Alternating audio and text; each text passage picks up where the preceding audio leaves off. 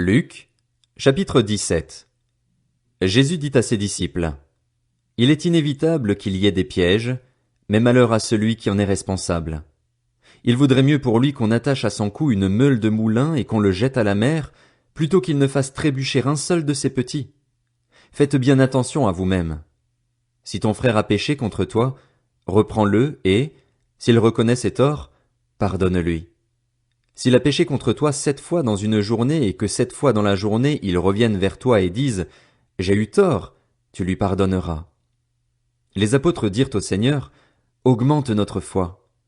Le Seigneur dit: Si vous aviez de la foi comme une graine de moutarde, vous diriez à ce mûrier: Déracine-toi et va te planter dans la mer, et il vous obéirait. Si l'un de vous a un esclave qui laboure ou garde les troupeaux, lui dira-t-il, à son retour des champs: Viens tout de suite te mettre à table? Ne lui dira-t-il pas au contraire: Prépare-moi à souper, ajuste ta tenue pour me servir jusqu'à ce que j'aie mangé et bu. Après cela, toi, tu mangeras et tu boiras. A-t-il de la reconnaissance envers cet esclave parce qu'il a fait ce qui lui était ordonné? Je ne pense pas.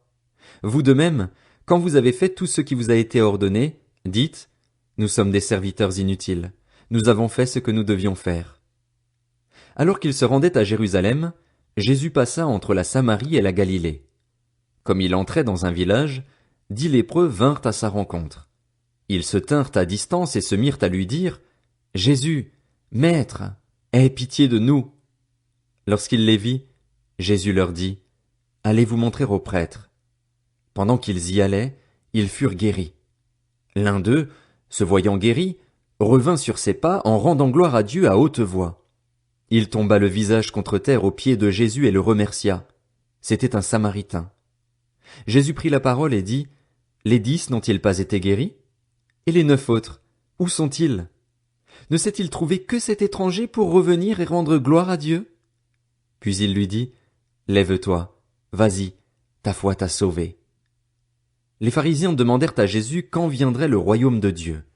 Il leur répondit: Le royaume de Dieu ne vient pas en se faisant remarquer. On ne dira pas: Il est ici, ou Il est là.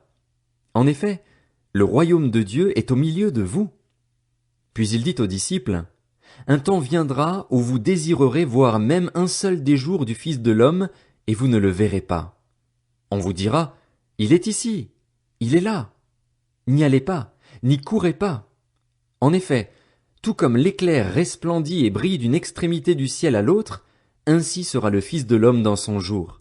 Mais il faut auparavant qu'il souffre beaucoup et qu'il soit rejeté par cette génération. Ce qui est arrivé à l'époque de Noé arrivera de même au jour du Fils de l'homme. Les hommes mangeaient, buvaient, se mariaient et mariaient leurs enfants, jusqu'au jour où Noé est entré dans l'arche, puis le déluge est venu et les a tous fait mourir. Ce sera comme à l'époque de Lot. Les hommes mangeaient, buvaient, achetaient, vendaient, plantaient, construisaient, mais le jour où Lot est sorti de Sodome, une pluie de feu et de soufre est tombée du ciel et les a tous fait mourir. Il en ira de même le jour où le Fils de l'homme apparaîtra. Ce jour-là, que celui qui sera sur le toit et qui aura ses affaires dans la maison ne descende pas pour les prendre, et que celui qui sera dans les champs ne retourne pas non plus en arrière. Souvenez-vous de la femme de Lot. Celui qui cherchera à sauver sa vie la perdra, et celui qui la perdra la conservera. Je vous le dis, cette nuit-là, 2 personnes seront dans un même lit, l'une sera prise et l'autre laissée. 2 femmes moudront ensemble, l'une sera prise et l'autre laissée. 2 hommes seront dans un champ, l'un sera pris et l'autre laissé. Les disciples lui dirent: Où cela se passera-t-il, Seigneur? Il répondit: Là où sera le corps, là se rassembleront aussi les vautours.